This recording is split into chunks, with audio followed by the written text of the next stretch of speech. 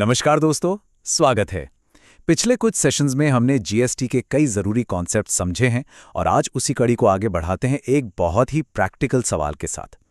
अक्सर ये कन्फ्यूजन होता है कि भाई अगर टैक्स की दर बदल जाए तो क्या करें। तो चलिए आज इसी पहेली को सुलझाते हैं और जीएसटी के सेक्शन 14 को बिल्कुल आसान भाषा में समझते हैं। चलिए इसे एक सिंपल से उदाहरण से समझते हैं। मान लीजिए 1 जुलाई को टैक्स का रेट बदल जाता है और आपका एक ऐसा ट्रांजैक्शन है जो जून में शुरू हुआ और जुलाई में जाकर कहीं पूरा हुआ। अब सबसे बड़ा सवाल यह है कि टैक्स रेट कौन सा लगेगा, पुराना वाला या फिर नया वाला।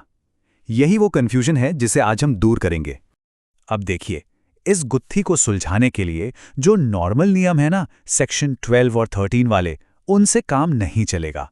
हमें थोड़ा आगे बढ़ना होगा। और हाँ, अगर कोई नए व्यूअर हैं जो सेक्शन 12 और 13 के बारे में नहीं जानते तो कोई बात नहीं, हमारी playlist GST concepts in Hindi with Chirag Panjamiya जरूर देखें। उससे सारे बेसिक्स क्लियर हो जाएंगे और आज का टॉपिक समझना एकदम आसान हो जाएगा। तो इसका जवाब कहाँ मिलेगा? जवाब छिपा है जीएसटी की रूल बुक में, सेक्शन 14 के अंदर। ये एक स्पेशल रूल है जो खास तौर पे सिर्फ और सिर्फ टैक्स रेट में बदलाव वाली सिचुएशन के लिए ही बनाया गया है। अब देखिए, सेक्शन 14 में एक बहुत पावरफुल चीज है जिसे लीगल भाषा में नॉटविथस्टैंडिंग क्लॉज कहते हैं। इसका सीधा सा मतलब ये है कि जब भी टैक्स का रेट बदलेगा ना, तो ये सेक्शन 14, सेक्शन 12 और 13 जैसे जनरल नियमों को ओवरराइड कर देगा। मतलब इसकी ही बात मानी जाएगी। ये एक तरह से सुपर रूल है। ठीक है, तो अब इस स्पेशल रूल को समझने के लिए हम इसे दो अलग अलग सिनेरियो में बांट लेते हैं। पहला सिनेरियो है जब आपकी सप्लाई यानी गुड्स या सर्विसेज की डिलीवरी नया टैक्स रेट लागू होने से पहले हो चुकी है।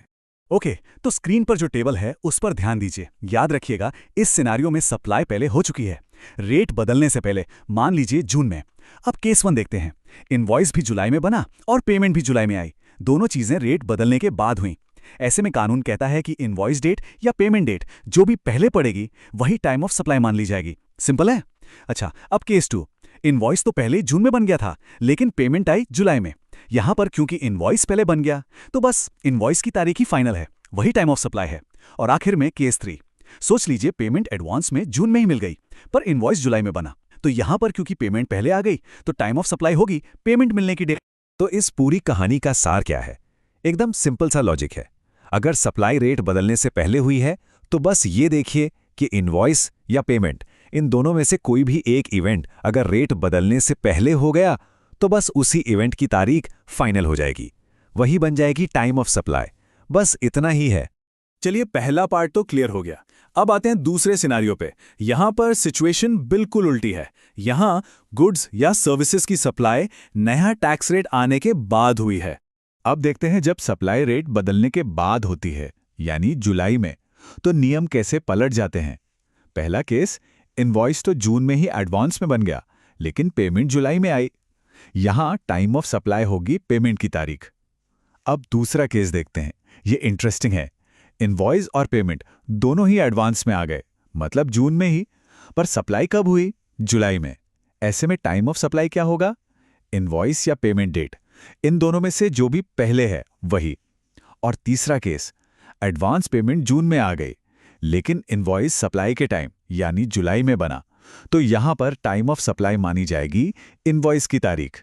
देखा, लॉजिक यहां पर बिल्कुल अलग है। तो ये तो थे मुख्य नियम, लेकिन कहते हैं ना, असली खेल तो छोटी छोटी बातों में छिपा है। चलिए अब कुछ ऐसी बारीकियों को समझते हैं जो बहुत जरूरी हैं और आपको किसी भी गलती से बचा सकती हैं। सबसे पहले ये date of receipt of payment, इसका आखिर मतलब क्या है? जीएसटी कानून के अनुसार ये 2 तारीखों में से जो भी पहले हो वो मानी जाएगी। पहली, जिस दिन आपने अपने बुक्स ऑफ अकाउंट्स में एंट्री की, या दूसरी, जिस दिन पैसा आपके बैंक अकाउंट में क्रेडिट हुआ। इन दोनों में से जो भी पहले, बस वही फाइनल है। और यहां एक छोटा सा ट्विस्ट है। एक स्पेशल रूल है जिसे हम 4 दिन का नियम कह सकते हैं। ध्यान से सुनिएगा। ये नियम सिर्फ तब अप्लाई होता है जब हम बैंक अकाउंट में क्रेडिट की तारीख की बात कर रहे हैं। नियम यह है कि अगर बैंक में पैसा रेट बदलने के 4 वर्किंग डेज के बाद क्रेडिट होता है तो बाकी सारे नियम साइड में, टाइम ऑफ सप्लाई सीधे सीधे बैंक क्रेडिट की तारीख ही मानी जाएगी।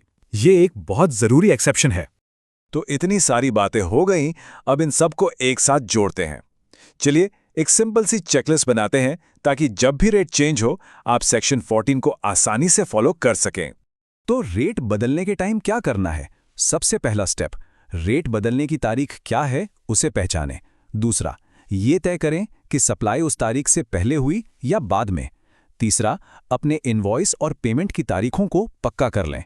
चौथा, इसके आधार पर सेक्शन 14 का सही नियम लागू करें। और पांचवा, सबसे जरूरी, जो भी पहले हो वाला लॉजिक हमेशा याद रखें।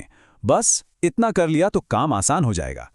जीएसटी में ऐसी ही क्लैरिटी पाने के लिए हमारे साथ जुड़े रहें। अगर अभी तक नहीं किया है तो चैनल को सब्सक्राइब करें और हाँ, वो बेल आइकन जरूर दबा दें ताकि हमारा कोई भी नया विश्लेषण आपसे मिस ना हो। और जाते जाते एक सवाल आपके लिए छोड़कर जा रहा हूं। जरा सोचिए, अगर पहले से ही थोड़ी प्लानिंग कर ली जाए अपने इनवॉइसिंग और पेमेंट कलेक्शन को लेकर, तो भविष्य में होने वाले किसी भी जीएसटी रेट चेंज को एक बिजनेस कितनी आसानी से संभाल सकता है। इस पर विचार जरूर कीजिएगा। अगले सेशन में मिलते हैं।